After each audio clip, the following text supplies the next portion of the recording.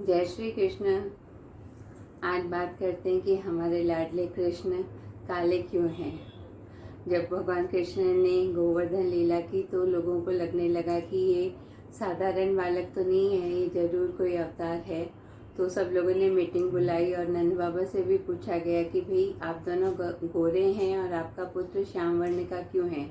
तो नंद बाबा ने बोला ये पुत्र मेरा ही है, लेकिन इसमें नारायण के गुण होंगे, ऐसा हमारे कुलगुरु ने भी बताया था। तो इसके लिए ये दिव्य कार्य कर सकता है, ऐसा नंद बाबा ने उनको समझाया। बात पहुंची माँ तक। माँ ने भी पूछा कृष्ण से, भाई तू कौन है। बोले माँ मैं तो तेरा ही पुत्र हूँ, तू ऐसे क्यों पूछ रही है। तो बोले सब जन ऐसे बुलाए, तेरे बाबा को पूछ रहे हैं।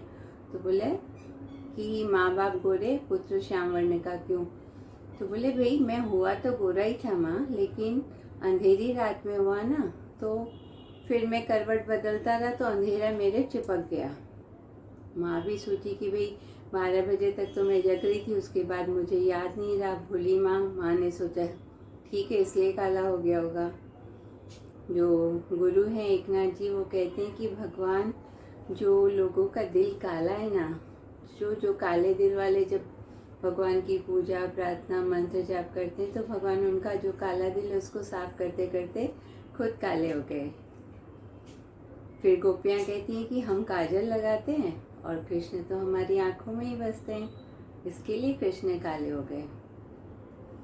फिर एक बार जब भगवान कृष्ण संधि के लिए महाभारत के समय जब दुर्योधन के पास वहाँ पे जाते हैं कि भाई संधि हो जाए, युद्ध न हो, तो दुर्योधन उनसे पूछता है कि तुम्हारे तो माता पिता का ही नाम नहीं पता, वो तो गोरे हैं, तुम काले कैसे हो गए। तो उन्होंने कहा कि दुर्योधन मैं तुम्हारा काल हूँ, इसके लिए मैं काला हूँ। लेकिन राधा जी से कुछ और ही कहते हैं। राधा जी कहती हैं भाई आप तो बहुत सुंदर हैं, सब इतना दिव्य रूप है आपका, लेकिन आपका श्याम वर्ण क्यों है।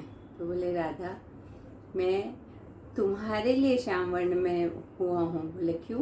बोला तभी तो आपको रूप ज़्यादा निखरेगा ना, दो विपरीत खड़े रहेंगे गोरे और काले, तभी तो आपका रूप का ज़्यादा महत्व होगा। इस तरह से कृष्ण अपने भक्तों को समझा रहे हैं कि वो काले क्यों हैं, श्याम वर्ण क्यों हैं। कृष्ण हमारे लाडले हैं, श्याम वर्ण है, और ये रंग इतना पक्का रंग है, और किसी का भी भक्ति का रंग ऐसा पक्का हो जाता है तो फिर क्या कहने।